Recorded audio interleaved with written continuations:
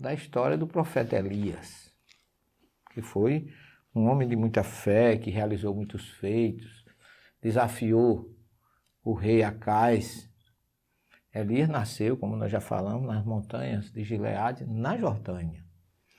Então é um profeta que está narrado lá no livro dos Reis, que fez proezas, desafiou os sacerdotes de Baal, ali naquela chamada bacia do rio Quixon, que fica visível ali do alto do Monte Carmelo, aonde está ali hoje o local onde ele fez toda aquela história que a gente sabe de desafiar os sacerdotes, etc, etc. Mas eu quero trazer a história de Elias para Betânia do Jordão. Mas por quê, professor? O que é que tem a ver uma coisa com a outra? Tem muita coisa e tem muitos ensinamentos, porque nós sabemos que Elias, como diz Jesus em Mateus capítulo 11, 10 a 14, Elias voltou como João o Batista. E ele se sobressai, e mesmo tendo sido degolado no deserto da Judéia, a mando de Herodes, ele viveu histórias interessantes em Betânia do Jordão, naquela planície onde nós visitamos, que ali se encontra, é nesse ponto que eu quero chegar, o verdadeiro local do batismo de Jesus.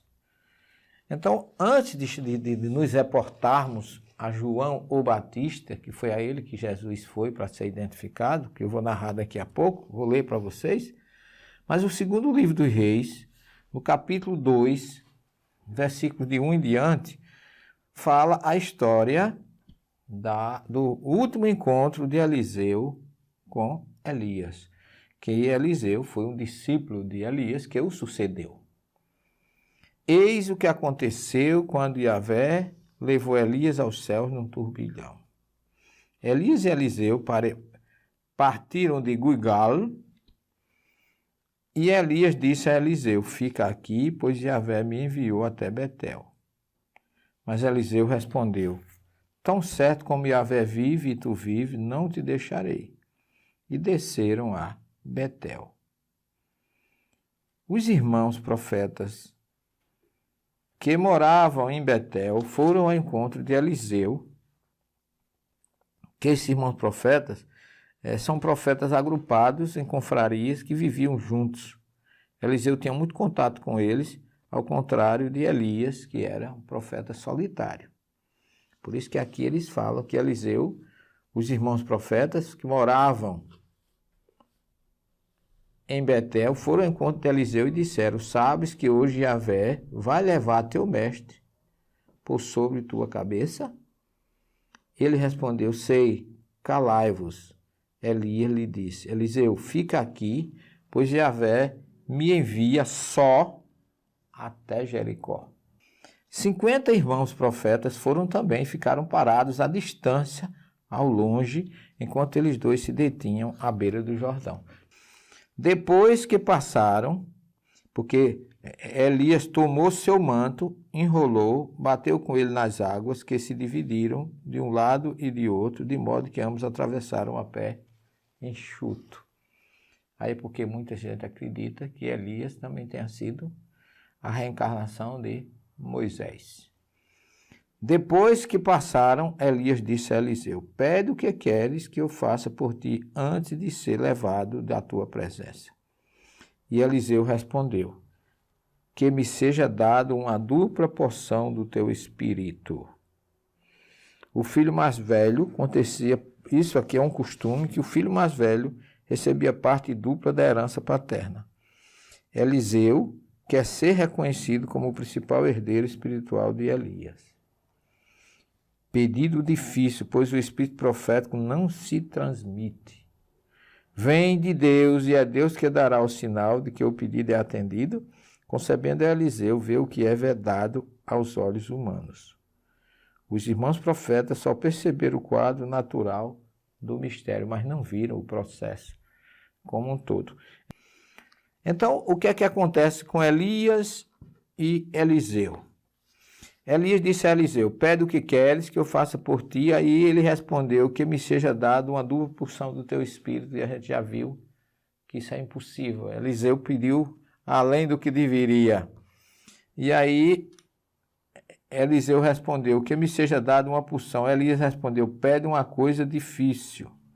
Todavia, se me vires ao ser levado da tua presença, isso te será concedido. Ao contrário, não te será dado.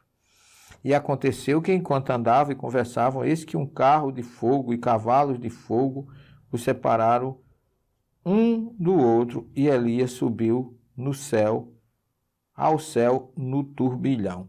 Isso aqui nos parece, uma visão profética daquelas que Jeremias tinha, né?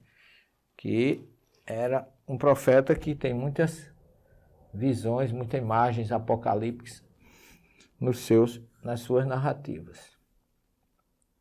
Ezequiel, Jeremias e tantos outros. E aí você observa o seguinte: tomou o manto de Elias, apanhou, aliás, depois não mais viu o profeta.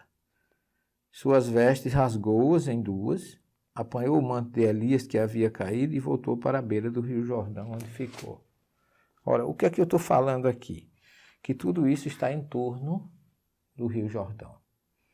Mas ali próximo do local onde Jesus foi identificado por João, se encontra, não é um monte, dá a impressão que eles estavam numa montanha, não, eles estavam na planície do Jordão. Tem um pequeno elevado, que tem uma igreja, as ruínas de uma igreja bizantina do século IV, que marcou aquele local, como o local onde Eliseu viu Elias sendo conduzido, viu Elias subindo no carro de fogo. Por que é que eu estou ratificando isso? Porque, meu querido irmão telespectador, ali pertinho, daquele local onde Elias foi levado, é que João, o Batista, que o profeta Malaquias diz, eis que vos enviarei o profeta Elias antes que venha o grande e temível dia do Senhor. Havia uma promessa de Malaquias 3:23, e havia uma promessa do profeta Isaías, que é um profeta messiânico, que ele diz assim, a voz do que clama no deserto, que a voz que clama no deserto é o João. Então, há uma predição profética de Malaquias, de Isaías, sobre a volta de Elias. E essa volta aconteceu, como diz Jesus, o que foste ver no deserto. Deserto da Judéia, aonde? Em Betânia, aonde? A leste do Jordão, aonde? Próximo a Jericó.